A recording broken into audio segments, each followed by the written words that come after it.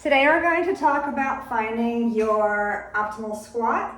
By optimal, first and most importantly, I mean pain-free. Secondly, one that allows you to get the most depth while maintaining proper form of keeping a neutral spine and making sure you have no unwanted rotation. To do this, we're going to use a tool, which is a stick. You can use a broomstick, a mop stick, preferably one without the head on it. But if you do have one with the head, you're just going to put that at the top.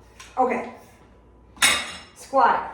We do it every day. We sit down, we stand up, we go to the bathroom. It's a very, very functional movement, so it is something we want to be able to do for the long haul. When we talk about a perfect squat, shoulders, hips, quads, core, we're talking about one where you have a neutral spine, the head is in line with the spine, the shins are at the same angle as the torso, and the knees are going out over the toes. So how do you achieve that? The quickest way to find your best squat is to use this tool. I'm going to put it on my back. Actually, I'm going to hold it this way so you can see. And as you can tell, it is hitting my head in between my shoulder blades and my low back. Okay, and notice I'm holding it on the outside so I have direct contact. Okay. I'm actually going to put it up a little bit so I don't sit on it. We're also going to use a bench so that you don't have to worry about maintaining your balance while we're looking for this perfect squat. Okay, so this stick is going to keep me honest. If I can keep all 3 points of contact throughout my range of motion, then I know that I am safe. My spine is neutral, there's no unwanted rotation. So I'm going to create tension in my body, shoulders back and down, lifting the chest up. Make sure my pelvis is underneath my rib cage and not dumped forward and not dumped back. This stick will make sure of that. For my quads, I'm going to make sure they're externally rotated. I'm going to pretend to screw my heels into the floor. Then I'm going to brace my core by pushing out and making sure that I have tension there. Okay. From here, I'm going to tap onto the bench, and as you can see, I still have connection between my head, my shoulder blades, and my low back. My knees are going over my toes, and I'm about at 90 degrees, which is ideally what we're going for. I'm going to stand back up. Okay, so what happens if that doesn't all happen for you? Let's take this apart a little bit. First things first, if you sit down and stand up throughout your daily life activities, whether it's on the toilet or on a chair or doing squats, and you feel pain in your joints, we need to address that first. You should feel these movements in your muscles, not your joints. So if you do have pain or burning or pulling on your knees, most likely explanation is you have really tight quads from sitting most of the day, which most of us do. So you're going to want to stop and foam roll your quads and or do some quad stretching.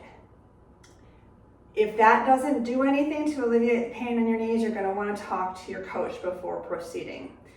If you feel low back pain when you're squatting or when you sit down on a toilet or on a chair, most likely what's happening is your pelvis is dumping forward a little bit and you're putting in a huge amount of strain on this low back. You see, that even hurts just to look at. Now, keeping the dowel on your back, as long as it's hitting the low part of your back in between your shoulders and your head, that'll mean your pelvis is in the right position and you should no longer have any back pain. If you're using the dowel, you're staying connected, everything's engaged, and you're still having low back pain, stop and reach out to your coach. All right, other things to look for. Let's say you do your great squat, but shoulders, hips, quads, and core. Always remember to get tension. You find that all of a sudden your tits are on your knees and you're making some sort of panini press. Likely the problem there, if everything is staying connected, better than I did in that video there, you have tight ankles.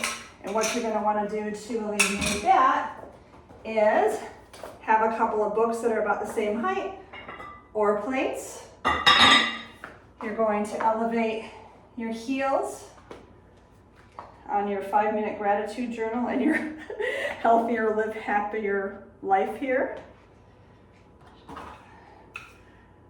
Shoulders, hips, quads and core, and that's going to help keep the chest at the same angle as the shins. Now, let's say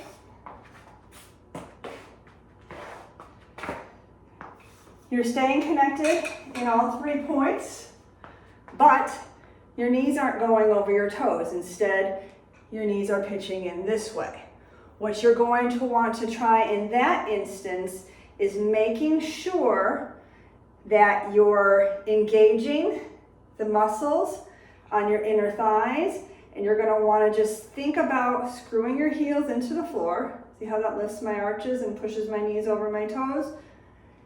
And then being very mindful of where those knees are going. If you cannot control the knee valgus, that's what it talks when it's caving in, you can try going with a wider stance, or you can try turning your toes out more. If neither of those does anything to help the knee valgus, you're going to want to reach out to your coach for some extra support as well. The other thing that can happen in a squat is, let's say, you've got your connection, but let's say you can only go down this far. Or let's say you can go down this far keeping connected, but when you go down further, this pops or this pops off your head and you cannot maintain those connections. That is also an instance where you're going to want to play with your stance. You have 2 options. You can go wider and/or you can turn out your toes.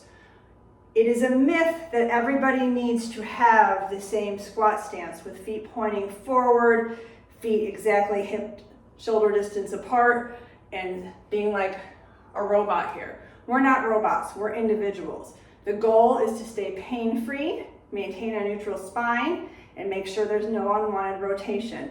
And to do those things, you are free to play around with your stance. If you have any more questions, please talk to your coach.